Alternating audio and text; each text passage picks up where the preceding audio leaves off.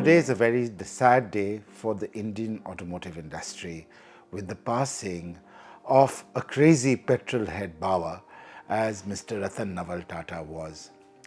The entire Indian automotive industry, particularly the passenger car industry, owes him a huge debt of gratitude.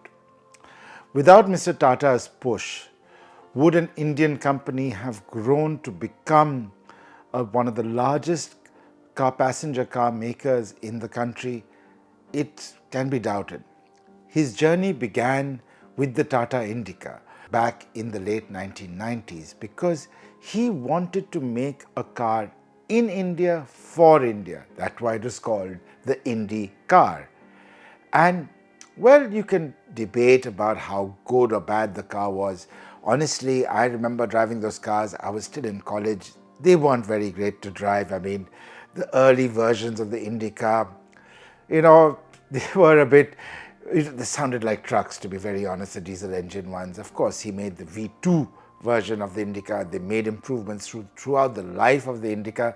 In fact, the best-selling Tata Nexon right now, that has a lot to do with the second generation Indica platform it still uses. But Tata Motors cars have come a really long way. But when we talk about Mr. Ratan Tata's involvement with passenger cars, you have to bring out the Tata Nano.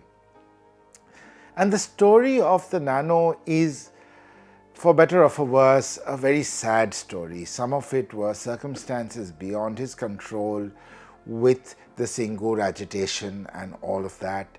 But he wanted to make a car that would allow Indians to move away from motorcycles and inside a covered space, to protect them from the elements, to also give them a modicum of safety.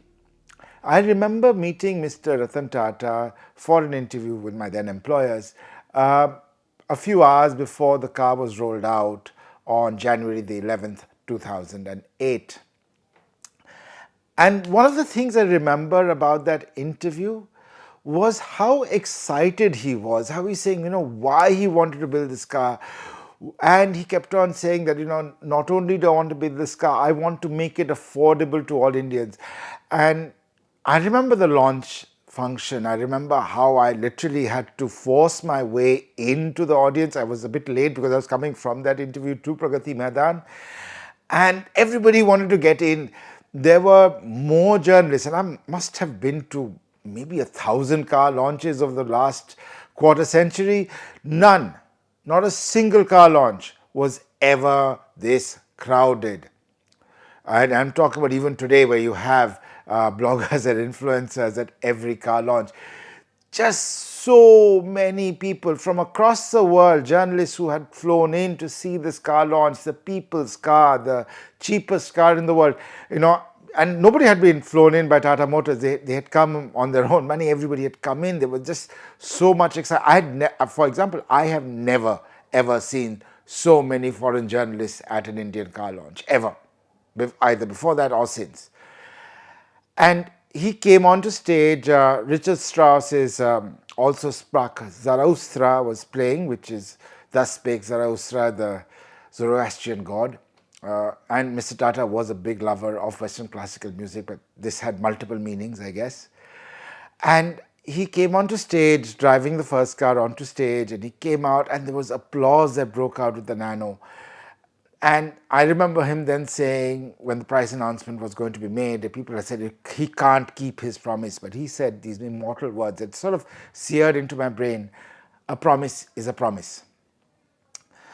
What happened with the Nano is sad, okay? I mean, very honestly, it's a great example of what is called frugal engineering, small things they did, cutting one hub nut and one wiper, etc., etc. But, the Singur agitation delayed production, and then they moved the plant to Kushan in Gujarat, thanks to now Prime Minister Narendra Modi, who was then the Chief Minister of Gujarat. And that plant is now the reason for Tata Motors' present success. I think a lot of the engineering skills that Tata Motors engineers learnt during the making of the Tata Nano and how to productionize it has led to the fact that the company is super successful in passenger cars today. Cars like the Harrier, the Safari, and particularly the Tata Punch, which is India's best-selling car today, is thanks to a lot of the lessons that were learned, the fact that they even bought out their neighbor, which is Ford India's plant later. All of that happened because of that shift. The Nano might have been a tough lesson for Tata Motors, for Mr. Ratan Tata, but it, I think, has led the company to its current success, not just the Nano, the Indica, and everything that's come before and after success in passenger cars and electric vehicles today. Mr. Ratan Tata was not just a doyen of Indian industry across the board, from aviation to hotels to IT, but he played a pivotal role in the Indian automotive industry. And as an automotive journalist, I hope his soul rests in peace. And to Mr. Tata's family, his colleagues, we share your grief. And as members of the Zoroastrian community say, Garotman behest hojoji.